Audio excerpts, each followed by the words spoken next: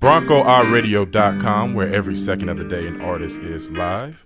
This is another interview for the show, I Think, where we get to engage people and their personal passions and their interests. In this particular instance, we're going to give a call to Miss Wendi Vaughn, formerly of Glendale, California, and she's going to talk about her passions. At I Think, we love to talk about various topics, not just politics, not just social commentary, but we want to talk about the existential things, the concepts, things that really drive life. So again, it's not about us, it's about the conversation. So let's give Wendi Vaughn a call. Hello. Hello, how are you? I'm doing wonderful. How are you? I can't complain. You're listening to BroncoRadio.com, where every second of the day an artist is live. Ladies and gentlemen, we have on the phone Miss Wendi Vaughn. Yeah. I'm so excited, G. This is really, really cool. Yeah. I couldn't imagine, after so many years of not really directly speaking to you, that this is the way, we'll get back to, have a conversation. So I think it's pretty groovy myself. I know. I was just telling somebody how long I've known you. It's been like, how many years? Goodness gracious. I can't, I think 99, I think it was the first year, 98. I don't know. Yeah, it's been a lot of years. It's been a lot of years. I'm so happy to be on this. So this is an education-based radio show. Yes, ma'am. And what's great about this particular radio station is that it gives students the opportunity to, just exercise whatever it is that God has for them. Oh, it's wonderful. Yeah. Okay. But let me hit you with a left hook real quick, because this is just the way I do things. I just like to get right to it. Okay. The theme behind this whole conversation is passion. I just saw an interview with Robin Thicke, and he was on Sway in the Morning. If our general audience doesn't know, he's currently separated from his wife. They're going through their particular thing, and we don't know what their future has entailed. But Sway asked him a question in terms of, I guess I'm not familiar with so much of the songs that's out nowadays, but I've heard that he has an album that's dedicated to Paula. And Sway asked him how personal was the album in terms of the lyrics. And Robin Thicke said that when it comes to music, it's just so much easier to communicate through lyrics and song than to outright just speak about whatever it is that's on their mind. Does that ring true for you? I would have to agree. I go to writing songs often, which kind of give a different, more personal perspective of what I'm feeling, in real life, especially for those things that are difficult to talk about. I feel that I'm a pretty good communicator in most situations, but there's always sometimes difficult feelings and thoughts and situations that we get ourselves into. So I would have to agree with him on that. Writing through lyrics, definitely. Let's go there then, Wendi. You're in a moment, I'm assuming, I don't know, do you still do pen and pad? Oh, absolutely. Okay, so you're in front of your desk, you got your pen and pad, and you're in the moment. And I won't define the moment for you, but if you can jump into one of your memories in a time that you wrote a song that really reflected whatever it is that you were going through in the moment, positive or negative, can you explain that process? Well, it's a thing where when I'm sitting down about to write for something that's really just like on my heart, and just like I'm not even thinking, I'm not purposely writing to vent about that situation. It normally just kind of comes, and those songs typically write themselves. Meaning, some songs, you're sitting there for sometimes a couple hours, depending on if you're writing to a track, whatever. But these songs that come directly from a moment that I'm experiencing in my life, like you said, good or bad, it'll just literally write itself. My sisters and brother, my sisters and brother and I have a little group called The Fam, and we'll oftentimes, do songs together and stuff. And there was a song called The Good, Bad, and Ugly that we have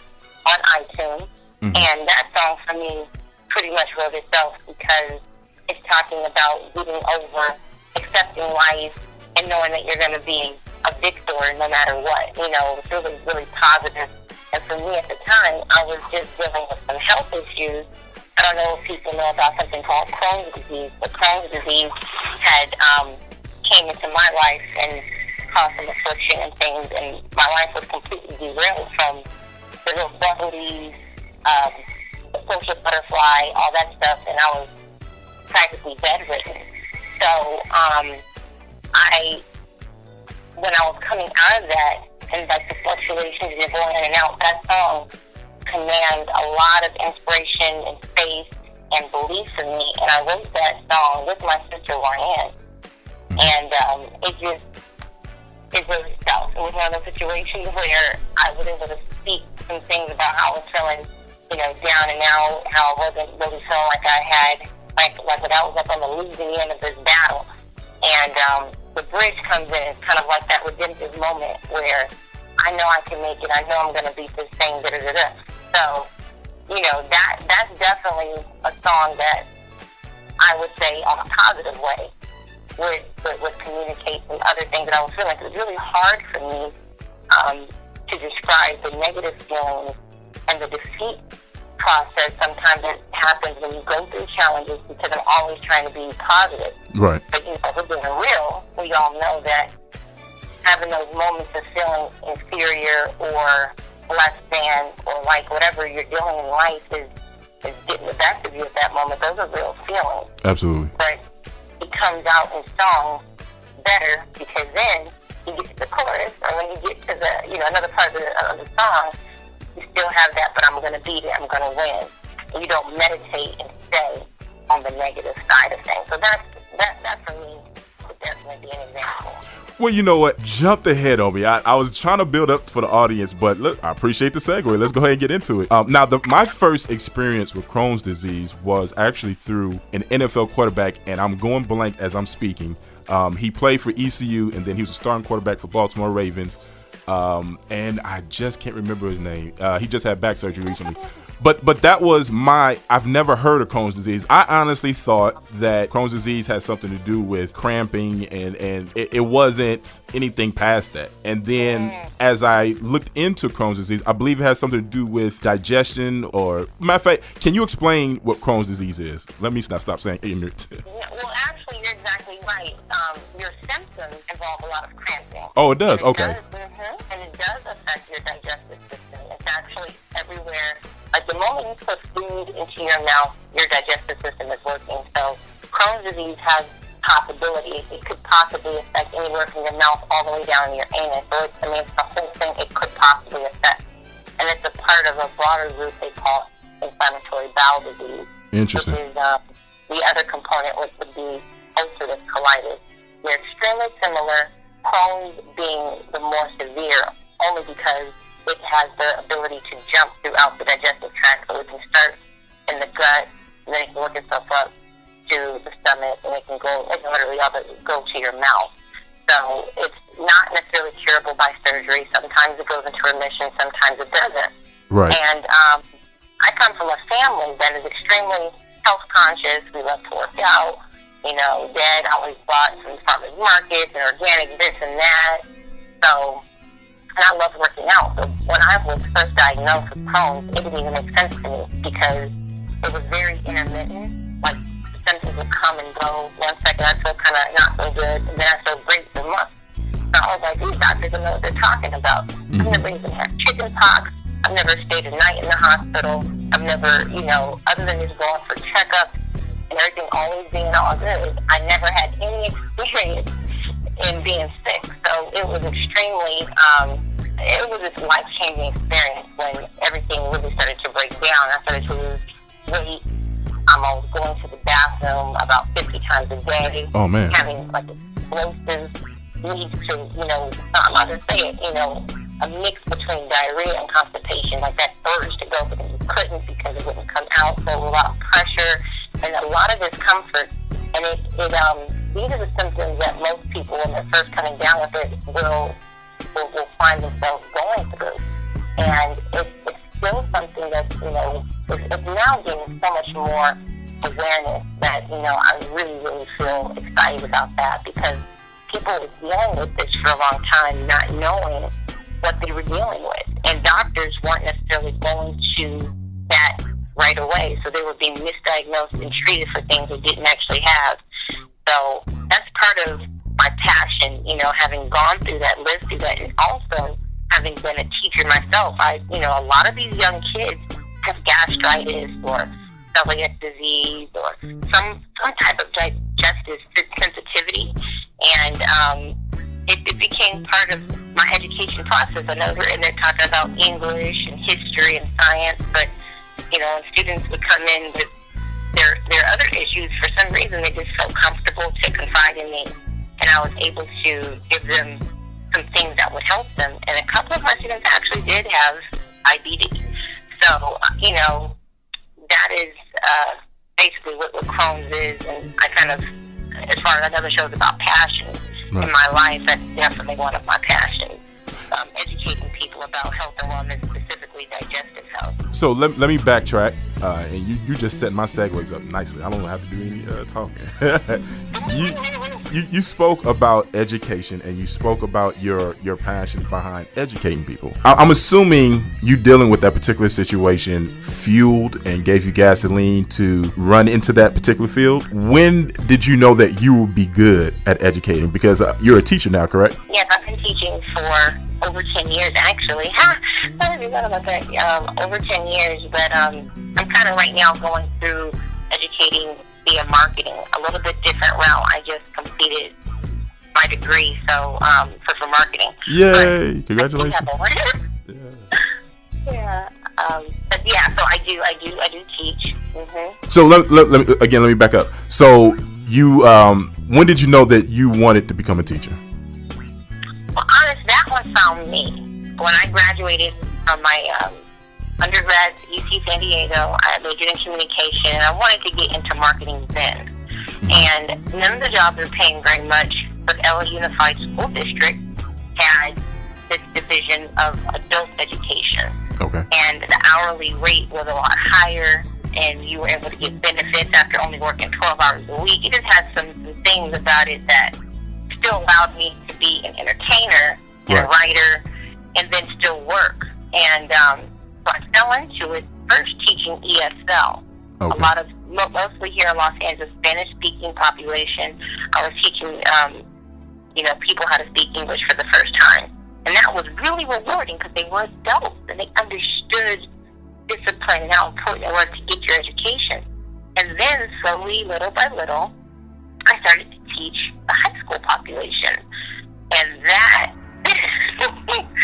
was a whole another can of worms, only because high schoolers don't necessarily have the determination and just discipline. I understand that. Do the work, Yeah.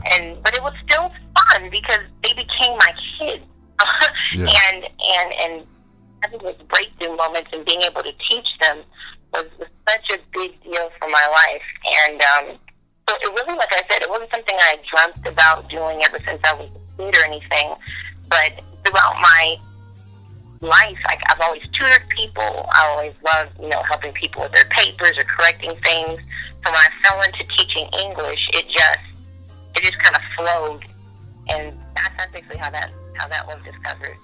So not only are you an educator in a traditional sense, but you've also used your expertise on the marketing side, which comes into play the Crohn's disease and the awareness and promoting that aspect. But the other faucet of who you are, as you already have alluded to, is the entertaining aspect and writing songs and singing and dealing in the arts, I guess is the proper term. In the beginning, let's go back. In the beginning, when you were growing up, how did you know? Two questions. How did you know that singing was a passion? And what kind of sacrifices did you have to give up in order to follow that passion? If there were any, because everybody doesn't, have that struggle. It was okay. So this is my passion as a kid, because you see what your mom and dad do. My mom and dad do music. That's all they've ever done since I was growing up. That's all I've ever seen them do. So writing songs and singing and performing was very much ingrained in my DNA. Like, it almost was like I didn't have a choice. And but it was fun. Like, it wasn't like I had to make a sacrifice because I came from a family that naturally did that. And so it was just very nurturing and always available. In fact, Ryan and I joked because when we were in middle school, like 7th and 8th grade, my dad and mom had a resident gig over at this place called the Baked Potato in Old Town Pasadena. Now, it's no longer there, but we would be there Tuesday nights from, I don't know, like maybe 9 until 2 a.m. And we'd be performing. Ryan and I would be in the booth doing our homework or whatever we had to do. Fall asleep in the booth. We'd get up when Dad called us to do, our song. And, we were like these kids in these clubs, but we had the chance to work with some of the industry's greatest people, from Nancy Wilson and Bonnie McKnight and New Birth. A lot of old school groups. We got a chance to, Rodney King, when he was still alive, he was there. He kind of dibble-dabbled in the arts a little bit and sang. And there's just so many different, experiences that came by way of coming from a family that was based in music. So it was my first passion, for sure.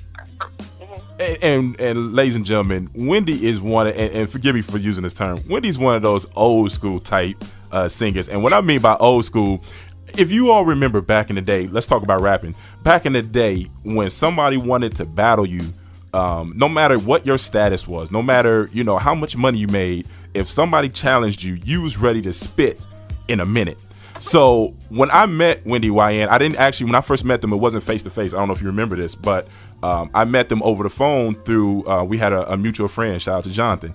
And he gave them J.O. So he was dating your sister at the time, and he said, hey, my girlfriend knows how to sing. You should really hear, because at the time I was really big into church, still am, but he knew that about me. So he called her and put you and her on the phone at the same time. It's like, can you all sing a song? And both of you all on cue, on point, sung His Eyes Is on a Sparrow as a duet. And I was floored. Like, I didn't know anything about you all's history. I didn't know who you were or whatnot, but just from the tone, the sound, it seemed like you all been singing together longer than the Temptations, and ladies and gentlemen, I know it seems like I'm sensationalizing, but really, I'm really not. At 15, 16 years old, these two young ladies was on point. I mean, triple, double scale. Can you do a triple scale? It was just something I heard on the interview. Shaka Khan said when she used to, one of the background singers for Shaka Khan said that, yeah, I can do a double scale, triple scale, and I'm guessing that, hitting all those high notes and registers. Oh, my brain's okay. You know what? I don't know. I know that, like, when I do my vocal lessons, I can hit some high ones. I'm not sure what it is. I'm not sure. Yeah, and then there was, a lot of people when they sing over the phone, they sound terrible, and it's not because of them. They can't sing. It's just the acoustics, speakers. It's not, this ain't Beats by Dre, but they sound flawless. They sound flawless, and I've been following them as much as I could throughout the years, and one of the first videos that I saw that they did was for a competition, and I believe. Say again. Yeah, you're right. Absolutely. Yeah, and the song was called Sky. Sky Lady. And it was something very. The concept was basic in terms of how they filmed it and whatnot. For anyone that wants to understand creativity with passion, check that video out. It's amazing in terms of the passion that they exude through the video, and it was creative in a small space. So I advise all our listeners to go and check that particular video out. Again, I went on a little diatribe. Let me back up real quick. So Wendi, as you're singing and you're going through, because is it safe to say that you grew up somewhat in the industry? I know you had a normal childhood, but you've been exposed to the industry, I should say, in those very elements. Is it safe to say that? Okay. So I have never seen you on the news smoking crack. I have never seen you on the news, you or your sister, being arrested for public intoxication. You get where I'm coming from. Shout out to all the celebrities. I don't want to mention any names, but me personally, I don't really blame them. I believe that the environment that the industry, in particular the music industry, it breeds certain activities and it breeds certain behaviors that are just not conducive for the individual. So how did you all avoid being in that spotlight? And how did you avoid essentially not getting in trouble? Because I've never known you to be in trouble. Unless you're a gangster on the low. A little G, but honestly, it really comes back to, the example our parents set for us and the expectation they had for us. Awesome. So, and then also just being tied to God. Wyatt and I actually, contrary to some of our really close friends' upbringings and things, we didn't grow up going to church every Sunday and Bible study on Wednesdays and choir rehearsals on Tuesdays. Right. But, God was very much alive and well and spoken about and felt in our home. Okay. So, there were just certain things that we knew not to do. And, we knew lying was bad and cheating was bad. And, of course, stealing was something that we weren't supposed to do. And so, but you're right about the entertainment industry in particular. I was just having a discussion about in the entertainment industry, they need like social workers that specifically deal with just entertainers, because you have these. That is so interesting. Yeah, you have the Chris Browns of the world. You Right. have all these things, and I even have friends who may not be at the level of like the superstardom, like coming from Disney or just touring the world and everyone knows their face.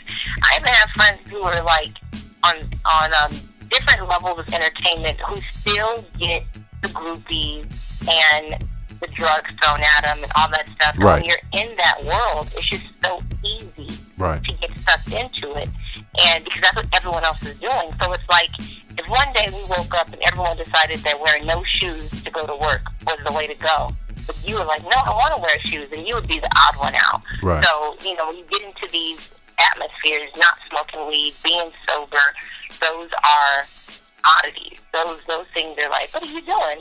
That's how we get down, and blah, blah, blah, blah. Mm-hmm. So, basically, one reason I stayed away from it personally was because of, I was a teacher, and I knew I wanted to do things that had a very uplifting and a positive note. Awesome. So I'm not trying to say that I'm an angel and that I've never done anything negative or bad, but I believe in there's just like and when I say bad, I mean just stuff that not illegal bad, but just stuff that I don't want the whole wide world, knowing about. Like there's an image, and that's something that people really should be passionate about. There's a whole industry right now that cleans up people's digital reputations, because when you get locked up, or if someone writes a negative comment about you on Facebook, that stuff man, up by search engines. And so when your future employer goes to Google your name, there could be all kind of stuff that comes up. Right. And you want to protect your reputation, and it really comes from walking it the way you talk it. Like, be the person that you want people to know you as, and realize that you're building a legacy, and try to be that person when the cameras are on and when the cameras are off. And that goes for everybody, entertainment or not, because when the cameras are on, that's when you're out in your daily life, you're around people. And when the cameras are off, you might be around friends or people you feel closer to, but you still want to make sure that you maintain that integrity as much as possible. And that's, I'd have to say, my family's upbringing, and understanding that isn't being cool, being out of your mind and running around doing crazy stuff. That is just not what's cool. That allows you some popularity for a short amount of time, and it oftentimes leads to an unhealthy life, and you're not able to live the life that you were meant and designed to live because you chose to make poor choices. So it all comes down to your decisions and your choices, and that's basically, I think, what kept me out of some of the stuff that was thrown at me. It wasn't even appetizing. That is so dope. So I have two more questions. The first question, we have about 6 more minutes. The first question, if you have dealt with this, I'm kind of assuming with the question, but if you have dealt with this, being a woman, is it safe to say an African-American woman, you identify with being African-American? Oh, yeah. Oh, so being an African-American woman and being in any industry, I don't want to make it particularly entertainment, because I personally believe that there are extreme differences in terms of pay and treatment between men and women in various workplaces. But let's make it particular in terms of the entertainment industry. Have you ever faced any type of bias, or somebody looked at you differently? You're well educated, by the way. You have a master's, you have a 4-year, you have a BA in communications, as a matter of fact. Am I correct? Mm-hmm. Yes. And so you're very well educated. You're on par with probably anyone. You're definitely more educated than I am.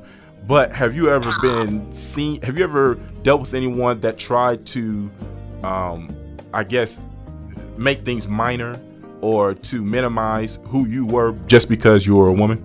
You know what? I've never dealt with anything like that, and I just praise God for it, because I know that I have many more years to live, and, who knows, what I'm going to be thrown up against to, my next hurdle to overcome. But for being a woman, to my knowledge, I've never experienced that, and I have other friends who've experienced racism or sexism or, just different things about their sexuality, but that's oftentimes because they go into it a bit with whatever's happened to them in the past, and they don't know how to let that go. So they almost like attract people who are going to have that issue with them. How you can talk to some people, no matter where they go, they have the same, oh my God, this woman did this, or this person was da-da-da-da. And it's like, wow, how can that be everywhere you go? And I go into the same situation or very similar situations and don't experience that. Right. One thing I will say, and that's on the entertainment side, is being a woman, becoming more independent with creating music was a big deal, because working with, oftentimes, males are producers. Right. I never thought about that. Right. Right. And so there was, producers and the singers and all that getting together. I'm not talking about like you're asking for it either. It's different when two people come together and they collaborate, and all of a sudden, like, oh, we have this love thing going on, like a Whitney Bobby or right, a Will and Jada. Like, okay, that's not what I'm talking about. I'm talking about when you're just in a studio and men think they can talk to you any kind of way, or you're in a situation and they're like, let's say, even when I was teaching, one of the grounds workers, hey, you want to go out and get a bite to eat, and get a bite to eat or whatever. Now, I wasn't treated bad because of it. Like, when I say bad, I didn't, like, opportunities weren't given to me because I was a woman. Right. But being a woman, you have to realize that you're going to get certain types of attention, and you need to know how to handle those things professionally so that you can not get into that whole mixing the personal with the professional, and just knowing how to really keep yourself. I don't want to call it just being a lady, but it is about being a lady. It's about understanding that you have an original purpose with whatever you go in to do. Don't allow distractions to kill your dreams. You better talk about that. Distractions. You know what I'm saying? Yeah. That really is the most important thing. When you go into a gig, and a gig for me can be anything, it's something paying. So, hey, it could be studio work, it can be a performance, or it can be, going to a regular 9 to 5. Those are your gigs. Don't allow all the attention that comes by being a woman to get you off track. But I've never had the other experience of, oh no, you can't do this because you're a woman. I've never experienced that. And I won't put that on you. Yeah. and so my last question, and it's not my question, it's a question I got from a professor, provost, chancellor over at New York State University at inside the actor studio, Professor James. And he has a questionnaire that he asks all his guests at the end of their interview. And I'm not going to go through the whole questionnaire, but there's the last question at the end that I thought was very relevant and particular to this conversation. If heaven exists, what would you want God to say? About me? About you. I just would want him to say that I always gave it my best. Not that you got in, but you gave it your best. that I always gave my best effort. People are not perfect, and that's something that I've come to realize over and over and over again. That's what Jesus, died for us for, so that in our weakness He's made strong, and we can rely on Him. Right. And so the more I learned that, like, every year of my life, and throughout every new year of my life, I learned that concept, because when I try to make it all about just me, it's not going to work. I don't always make the best choices. I'm a human being, but I know that when I go into a situation, I really do have the best intention in my heart about it. So I said, do you know why you have the best intentions? Yeah, because I really do want to do what God wants me to do. I believe in being right to other people and treating people the way they want to be treated, and not giving people the kind of negative things that may have been thrown to me, knowing how it feels firsthand. I don't want to reciprocate that to anybody, you know. So, but like I said, that doesn't all be me. I have lied. I have cheated. I have done things that I'm not necessarily proud of, but each of those situations also led to my growth, and why I even more firmly don't want to repeat those kind of things. So, I think that. Mm-hmm. Let me pull a quote, because we're about to close this thing out. And a quote is what you just, well, not what you just said. I got to go back in the conversation. And you said you said it quickly, but I need the listeners to hear this. It's a very simple statement. And the context was people that don't make the best choices in their life.